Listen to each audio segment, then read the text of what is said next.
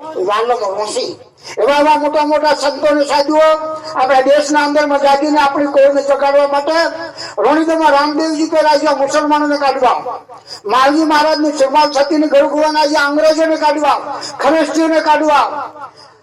અંગ્રેજો જતા અને ખરીસ્તી જતા રહ્યા પણ આપણને થોડુંક પોતે પકડીને હારી આવીએ. આ દેશના અંદરમાં બીજા ધર્મ વાળાને રહેવાની જગ્યા નથી. આ હિન્દુસ્તાન હિન્દુ ધર્મનો સનાતન ધર્મનો દેશ છે. આ દેશને આપણે બચાવવો હોય, આ દેશને રાખવો હોય, આ ધર્મનો એકડો કરવો, ધર્મનો આપણને એક જબરજસ્ત ઉઠાવ કરવાનો. ધર્મ એટલે ક્યાં છે? આપણી આદિવાસી સમાજમાં કોઈ બિચારી 12 પંથ આપણી આદિવાસી નહીં. વાણીમાં 2 પંથ, પાટીદાર 1 પંથ, સ્વામિનારાયણ, ગાયત્રી પરિવાર વાળા. અને આ દેશના અંદરમાં આપણે આદિવાસી સમાજને જાગેલી હમણાં મહારાજે ખૂબ કરી, ખુમચંદ મહારાજને સાનિધ્યમાં.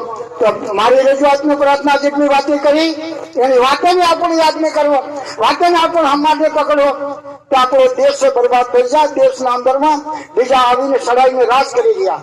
આપણે કહીએ કે અમારો આદિવાસીનો રાજ હે, આ દેશ અમારો આદિવાસીનો, આ આદિવાસીની જગ્યા હે. આદિવાસી આદિવાસના ધણિયા મોટો મોટો રાજ કરતા હતા. વાંસવાળા વાંસિયા સરકોટાનો, ડુંગરપુર ડુંગર ગોંગાનો, આવા મોટો મોટો રાજો આપણે કરતા હતા. પણ કેમ?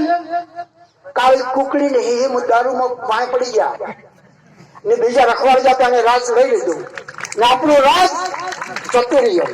એને બદલે રણિતમાં રામદેવજી આવ્યા, એટલે મુસલમાનોને કાઢ્યા. ગરુ ગોવિંદ માલજી મહારાજ સુરમાલ છત્તી આવ્યા, એ અંગ્રેજોને કાઢવા.